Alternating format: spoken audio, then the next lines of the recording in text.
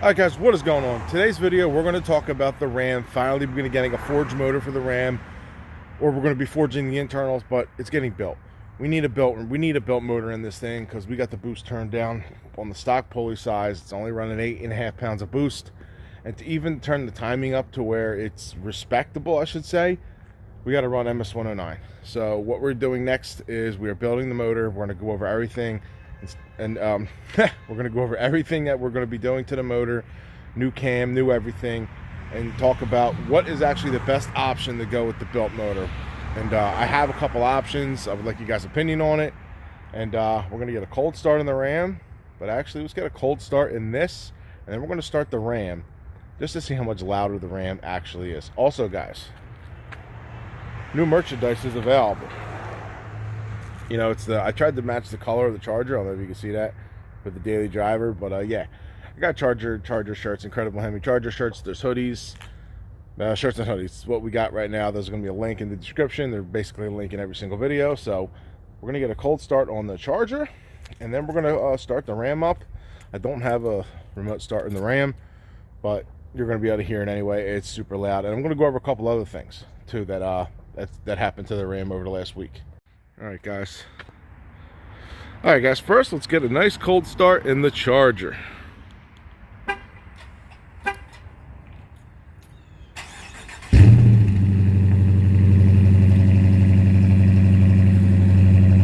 Sounds good. I don't have a remote start. I don't have my stand, so we're going to do this the old-fashioned way. Get in it, stand behind it, you'll hear it anyway.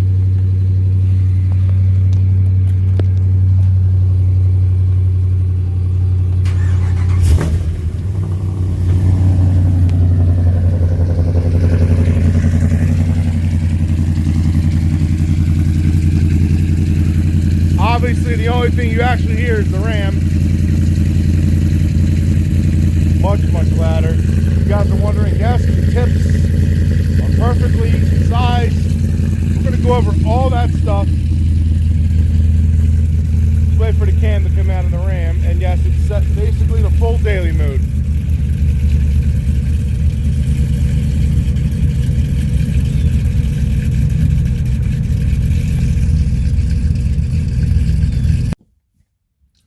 Alright guys, it's actually been a minute since I sat in the truck and actually just talked about what's been going on and everything like that. So yeah, that's what today's video is going to be on. Built motor's coming very soon. I plan on doing it, hopefully we can get the block within a month. Now my plan is, here's the plan that I'm going with. I want to get another block. HHP actually sells bare blocks for $1,500. Yeah, I know it's expensive. People are going to say, hey, go look at a junkyard. If I can find one cheaper, junkyard, a nice bare block that's usable, I will absolutely do that. But I do want to get a bare block and start with that. Now, the reason I want to do a bare block and start with that is because I don't want any downtime with this, because God forbid, if I don't have all the money for the motor to be ready by next racing season in March, 3 months away. I should. I mean, it's going to be hard, but I should have the money and everything swapped over for the motor. You know, if I don't, I could still run this truck no matter what and still have fun at the track. And, you know, once March comes, try to beat that 11.50 that I think we never got great weather. Every time it had phenomenal weather, I wasn't able to run. I was far away. It was just like I had no negative DA when I raced this truck at all. Everything was around the 500 to 1,000, and it was horrible humidity, 70 to 80, 90% humidity every single time. So we never got great weather. Usually every year with the Ram, the end of the year, beginning of the year, I have great weather, negative 1,000 DA, where I'm going out running the best times it can do, 0.2 faster with boost. You know, you'll gain another pound of boost with that. Never got a chance to do that at the end of this year, and which sucks because I wanted to see if we can get 11.3. I did 11.50 and like 900 DA, something like that. So I'm pretty sure that negative 1,000 we could break 11.4, possibly breaking 11.3. But the plan is this. HHP sells a fully forged 5.7 motor. You can choose all your options on it. You can choose your compression. That is what I'm actually looking at as top #1 thing to do. Fully forged motor, small block from them, from them. It's like $4,000, just already assembled, bing, bang, boom. HHP is about an hour away from me, so I could just literally go pick it up, bring it back here, take it to Steve, have him swap everything over, and, you know, we'll have a fully forged motor that'll be ready to handle whatever we can throw at it. And that's the number one thing that I want. The other option we could do is look at the 392 stroker from HHP. They're not much more, maybe $800 more for a stroker kit. That is a lot, you know, a big difference. It's not a lot. I'm trying to say it's a big difference, a 392 for only $800 more. But I kind of like the thing of staying in the 5.7, 345 thing. I don't know though. We're going to see when that time comes, once we can get everything in more, you know, once to see what we can afford. If we have the funds for it all, I probably will go with the stroker motor. Or we just do the MMX drop-in pistons and rods and get a forged crank, throw that in the bare block, take it to a machine shop, have them balance it, this and that. That will probably be the cheaper of the options. So that is another option. Also, Wisco pistons and K1 rods is another option for drop-ins. So drop-ins is an option, or just get a fully assembled small block. I do rather have the fully assembled small block. That is what I'd rather do. It's already bing, bang, boom, balanced, ready to go. I don't got to send it back out. But that's going to cost more money, obviously. Money is the number one thing that, you know, we have to see what we can afford and what we can do. I mean, we should possibly have the money for it. It's going to be tough. 3 months away, you know, with the block and, you know, everything else. It's going to come be some thousands of dollars.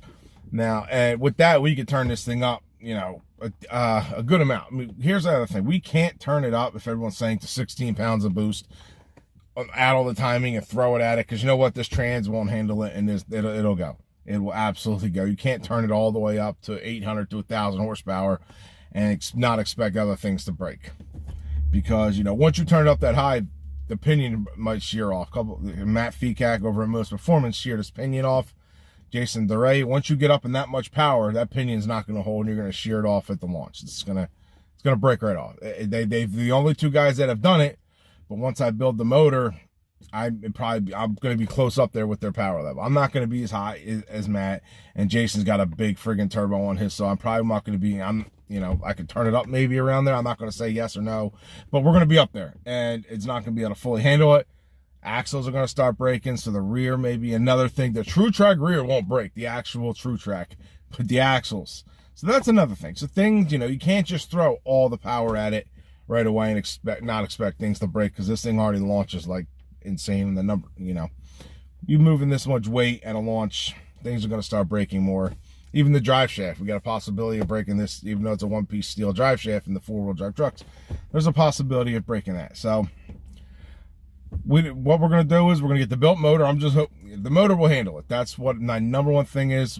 We can turn it up still. We'll turn it up to like 10, 12 pounds of boost, add timing to it, lower the compression some if we're doing the full, and it's going to run. It's going to be much faster than what it is now, much faster, because Jay can even add more timing to it. And probably on 93 run faster what I did on MS-109 easily. And then we add MS-109, it's going to be an animal. Like, it should easily run 10s. Don't know where in the 10s it's going to run, but it should easily break into the 10s with a built motor. I don't think that's going to be even an issue. I think we'll easily do that. We picked up a lot just going on the stock motor. So being able to turn it up, the boost and the timing, we're going to send it, and it's going to be an animal. So that's where I'm at with the, what we're going to do next. But if I can get a bare block, a good one at a good price, then yeah, I'm going to do that. And, you know, that's where going to be the starting point. I'm hoping to get that possibly within this month, maybe next month. And then over the next 3 months, possibly, you know, if we're doing the drop-ins, order the forged crank, send it out to a machine shop, and we're good to go there. And, you know, we're not going to have any downtime. A lot of guys are saying, hey, we're going to save this block, pull it out. You know, even though this is not my daily, and I still want to make content with the Ram. I got some winter content coming, good stuff to come up. Sorry, guys. And that's why I don't want to have downtime. You know what I mean? And it's going to make it a lot easier on other people too, just having the friggin' block there and bing, bang, boom. We're not spending $6,000 on a bare block, so that's not a big deal. So that's the plan. Built motor coming to the Ram and going to the 10s. Going to the 10s, I don't think it's going to be an issue. I think that's going to be pretty good. And, you know, if we could build the trans eventually, the trans will probably be the next thing to go. I'm not even sure that pinion's going to shear off. and the axles are going to snap, because it took Matt over at Moe's like 1,000 wheel horsepower for that to happen. So we're not going to be jumping right up to 1,000, but the trans is not going to handle it. He does have a built trans, and his trans is holding up just fine. So if we can get that and then build the trans over, over with, say the next season and over next year, then we can turn it up even a lot more and see what this thing can really do, and go from there. That's the whole plan. Get this thing run, get the built motor in it, build the trans eventually, and turn this truck into an absolute animal. I mean, it's an animal now, but it's going to be on another level. We are also getting, I'm talking to Jay, once we do the motor, we're going to be getting a new cam. We're going to get a cam specifically designed for the Whipple. The Stage 2.0 NA cam will be coming out. I'll sell that, as soon as it's out or whatever. But that's what we got for you guys. Hope you enjoyed this video. A lot of content coming. As you can see, the chargers right there. We got charger content coming too. I got a video on that coming within a day or two. I'm not too sure. But stay tuned to the channel. Hope you guys enjoyed the video. I'll talk to you in the next one. Peace.